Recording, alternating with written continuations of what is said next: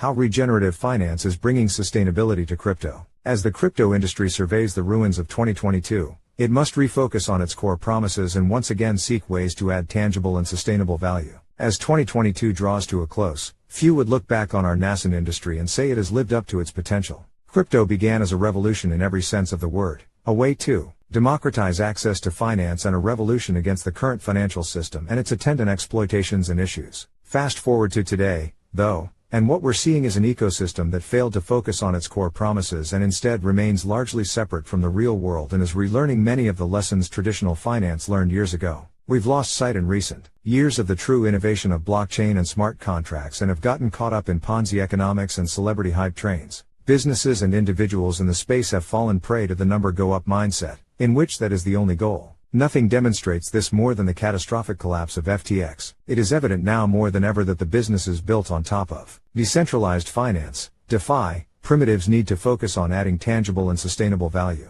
As we reset and reorient our focus, Web3 will embrace the challenge of tackling the toughest real-world issues by creating incentives that make it economically advantageous to do so. And that's where refi comes in. Phil Fogel is the Chief Blockchain Officer at FlowCarbon, an ecosystem focused on making carbon markets accessible and transparent, as well as mobilizing new technology and communities to fight climate change. This piece is part of CoinDesk's Crypto 2023 Outlook. Why refi? Any DeFi product that is to succeed in this new world must solve for two fundamental principles: the creation of new value and new institutional use cases. Regenerative finance is uniquely positioned to address both of these concerns.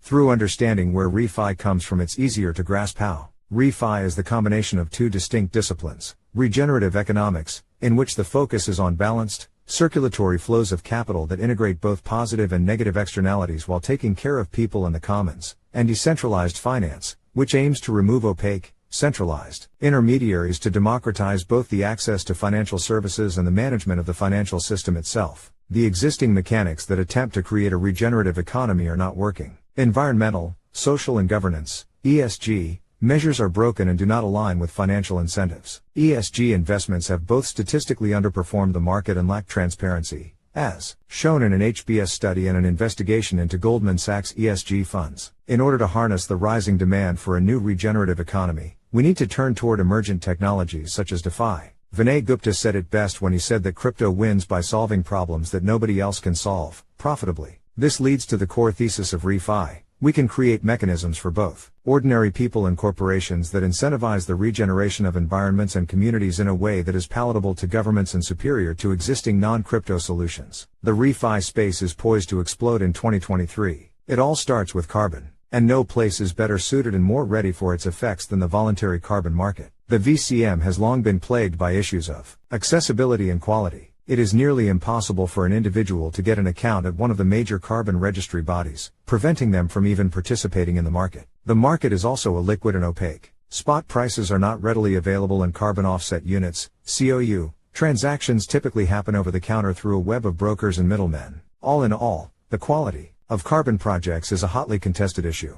There are many instances of projects overestimating emissions reductions. Additionally, permanence and leakage are notoriously difficult to measure. To date, various refi projects have emerged to address these issues, from the angle of infrastructure for tokenized credits, protocols for verifying carbon project data and so many others. By operating in Web3, different actors can address different parts of all sorts of problems in an interoperable and permissionless way, without contending with the many gatekeepers and roadblocks historically involved. All existing refi projects are beginning to interact with each other, and this ecosystem is poised to explode in a way that will happen much faster thanks to Web3. With more of an emphasis than ever on sustainable practices in virtually every sector in the world, refi-centered growth will be exponential, and 2023 will be the year we look back on as the time when it all took off.